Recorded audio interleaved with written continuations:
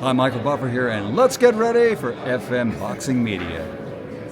This is Frankie Morgan here from FM Boxing Media, brought to you by the Higher Protein Company and Essex Event Hire. Oh, Joe, I'll let you do your spin because I'm holding a mic today, but... What about Giggling Pig? Giggling don't work for him anymore. No, it don't work for But fuck them off then. that's an off-camera one. But I'm joined again by Mr. Johnny Clark, as usual, Media Day. This one's 2 weeks out instead of 3 weeks out. Reason behind that? Father's Day was last week. Yeah, so I got told to change it because everyone likes their fathers. But and I thought, it'd be better because we'll be closer to the fight, so we'll have less pullouts. I had a pullout last night. I was like, Yeah. it happens. Do you know what I mean? Yeah. But I think today, I've said to you, this is probably the best media day that you've had in terms of media turning up. Yeah. I know, obviously, the level of media, we're all small hall media, really, but there's been so many people here today.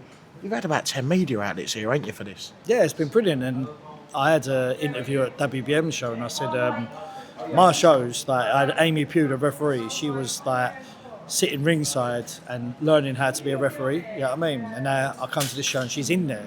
So like my level of boxing is more about just the boxers learning, it's yourself learning, Amy Pugh, the referee, and judges learning, myself, you know what I mean, and the boxers. So it's part of it all, isn't it? You know what I mean? We all build from the ground up.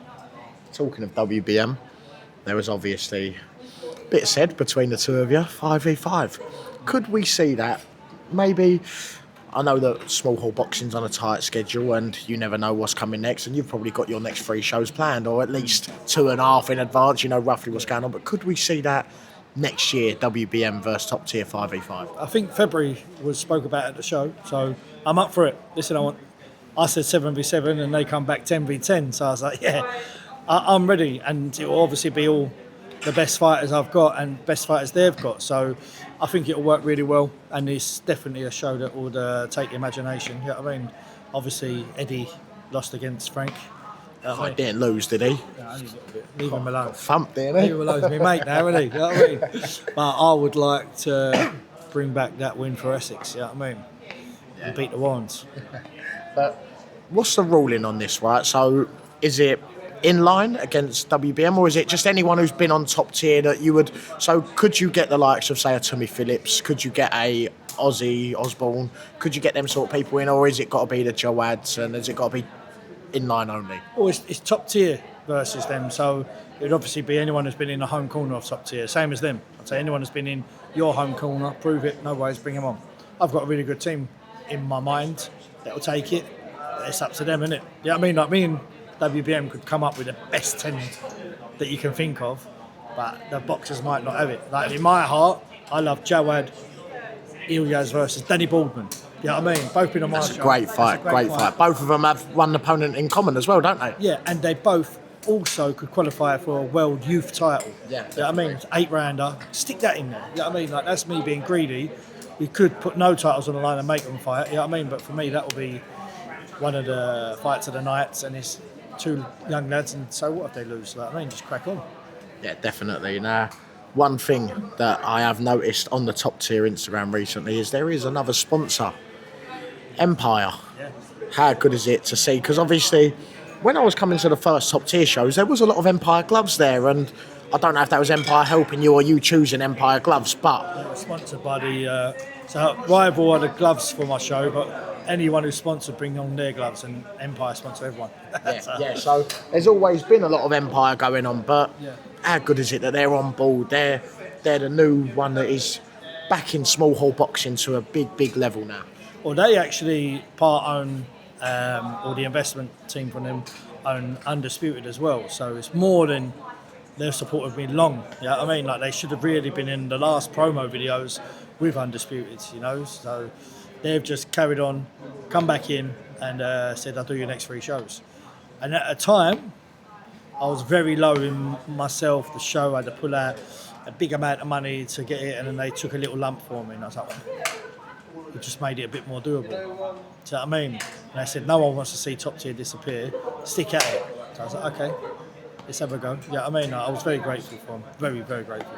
Yeah, I think that shocks a lot of people when we had that video posted between us of this could be my last year, because a lot of people were looking at it thinking, oh, here we go, Johnny's gonna. But I think that time people did actually listen and think this could be his last year. No, but what I've lost on this show already is crazy. Do you know what I mean? Like, I can't do it again, but I will do it again because I'm a knob. But I love my sport, and I said 150%. So October the 25th is my next show, and then after that will be the 10v10. Do you know what I mean? So if I lose a 10v10 though, I wouldn't want to not do a show after this. It look like I'm fucking being beaten out of promoting. So I think what I would say is top tier may go, and I may do one show a year of top tier, so I can't afford to lose all this, but I'll do inline management shows where all my boxers will have a place to go and box and get their records up. You know what I mean? Like proper, tiny, small hall shows that don't cost me no money. Do you know what I mean? I'll no doubt have loads of media still interested because the level of fighters, that it's not going to be a big thing. That's just going to be about building your record. You know what I mean? Yeah, nah. One thing, last night I went to York Hall, went to the TM14 show. This weather has been an absolute joke for the last, week and a half. You've told me not to complain because we don't get it often, but are you quite happy deep down that it's not at York Hall this one? Because York Hall is 10 degrees hotter than anywhere else in the world, surely, ain't it? 100%. That's why the show is at Brentwood and not at York Hall. I didn't do it by accident. You know what I mean? Like, it was strategic. You know what I mean? So the thing about York Hall is that even in the winter, it's cold in the change rooms and cold outside, isn't it? But it's hot inside, so you can't really win because warming up you're freezing and then you're getting. So, but listen, it's still a beautiful venue. One I'll be at most of next year if things go right because Brentwood Centre's getting a refurb. But listen, when I see he's in there, I thought, England's playing. It was a bit risky to do it, but Sonny, he got his win, didn't he? You know what I mean? Everyone got their wins that needed it. And everyone got home just in time for the game as well. Yeah, same as me. I managed to switch that off, switched on BKB, Sea League Selby, and then the football, so it started straight away. So everything worked really well, to be fair. What do you think of England at the moment? Do you think it could be coming home? What do you reckon? We've got a good chance? Well, we're shit at the minute, but you don't want to peak too early. You want to peak at the end, don't you? So, yeah, there's every chance it could come home. You know what I mean? That there's players and teams out there performing, but we've been outstanding sometimes and then not qualified, haven't we? So we're unbeaten. So anything can happen. Yeah, nah. One thing I do want to touch on the show, Maisie just said that she would love to fight at the Den one day because she's a Millwall fan. She said she'd love to headline there like Katie Taylor's took over Croke Park. She said that Megan's obviously not a massive football fan, but she said Johnny's a West Ham fan, so this is my West Ham Millwall. How do you feel about that? Yeah, I hope she loses now, to be fair. Oh, no, listen, whatever gets her up for it, innit? But for me, it's a very good fight. And me and you spoke off camera, it's probably the most 50-50 fight that I've put on. Probably a little bit of spite off camera, I think, when they go home. A bit of spite. It's meant to happen before and didn't, so. So I'm always happy off camera to say who I think will win against you, and even if it ain't your fighter, I'll say, John, I think your fighter could lose this one. But with this, I genuinely don't know who I'm backing. I don't want anyone to win in particular because I like both the girls, and I don't think anyone will win in particular because I'm genuinely cut down the middle with this one. They're definitely the two most likeable people that I've had on the show for two different reasons as well. They're two complete different characters, but they're both lovely and they're both very grateful. And it's hard for me that someone's got to win, but at least there's a very good title on the line for it. So it's worth the risk, it's worth the gamble. They're only on a ticket deal. I mean, they're both paying in the same, one's home, one's away, but they're paying in the same money. So I'm grateful to have it on. I wish I had the British title on the line for them because it deserves it, but I ain't. So they're just going to have to fight for a WBO International. That's one thing I was going into next. I've asked both girls today, I said, whether you win or lose and your counterpart, where does the winner from this go on to? And both of them said, well, we shouldn't be going on to a British title because we should be fighting for it. Yeah. Megan could have fought Laura Payne for the British, but that didn't go through. Then she could have fought Maisie the first time for the British, but they said no, and now it's the third time round, and Megan's still struggling to even get a look in at the British. Where do you think the winner does go from this? Do you think the British should be a confirmation for their next fight? Yeah, no, the board said it. They said whoever wins will fight for the British against Nicola Hopewell if she's in the weight still. So it's there, isn't it? Yeah, I mean, it is there, but Megan is now ranked above Maisie on BoxRec, so why the fight isn't for the British, I don't know. I've tried my hardest. You know what I mean? They're not massive tickets to either of them. And I said, whatever we have sold, we're going to put into another belt. and I just couldn't get the British one. So it wouldn't have cost much more. We would have paid for the judges. Do you know what I mean? Yeah. Like it would have just and the drug testing. So yeah, it's a tough one because it is deserved. It is deserved, and I would have had my first British title in fucking shows. I'm gutted. Talking of a British title and talking of box rec rankings, we see a certain Moldovan monster is in the top 10 British on box rec. But Conor Benn is top of the list. I posted this the other day. Conor Benn's in there. Conor Walker's in there. Constantine sat 7th. Am I correct in saying that? British champion 7th. Do you believe that Ursu, you might even say yourself, he might not be number 1, but do you think he should be in that top 3 if Conor Benn's in number 1 position? Oh, he's the British champion. He is the youngest as well on the list. So we're not bothered that he's not in the top 3. We'll get him in there eventually, if I'm being honest. I would love to see a tournament, not a tournament like prize fight tournament, a proper tournament of them 10. You know what I mean? Like the old Super Series. Super Series. Yeah. That'd be perfect, wouldn't it? Yeah, lovely. Like that happened, we'd take it. You know what I mean? We'd take anyone in that top 10 straight away. You know what I mean? Like there'll be no backing down for us. I think that would be an unbelievable 1, 2, 3 shows. You know what I mean? Unbelievable 3 shows. Go anywhere in the world with them. That I think that and Super Middle is the 2 best divisions in the country. Yeah, light heavy's obviously up there as well. Yeah, This country is it's booming boxing at the moment. But an update on Constantine Ursu. Now everyone's not sure when he's going to fight. Queensbury have got a few shows coming up. Obviously Moses Atoma is the biggest one, and British titles, they have to be on the biggest shows. Could we maybe see Constantine on the undercard of that show maybe? We're waiting to find out tomorrow. Yeah, we're putting a ticket order if they take us. So literally waiting tomorrow. I bloody hope he's on it because I could sell tickets for him for that and help out the show and help out Constantine. Good fight, Ben Vaughan. Do you know what I mean? It's a voluntary defence. They give us a few opponents. We said yes to all of them, and it's who we've ended up with.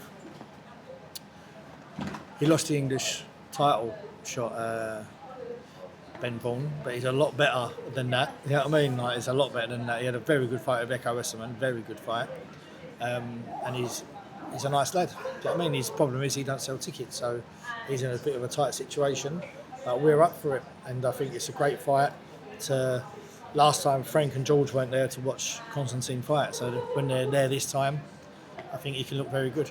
And I think he can put on a statement performance as well.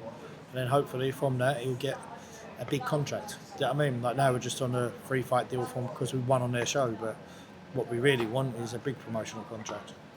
I'm not sure if you see it, but last night Eddie Earn actually had a little bit of a switch on one of the reporters. Have you seen the video yet?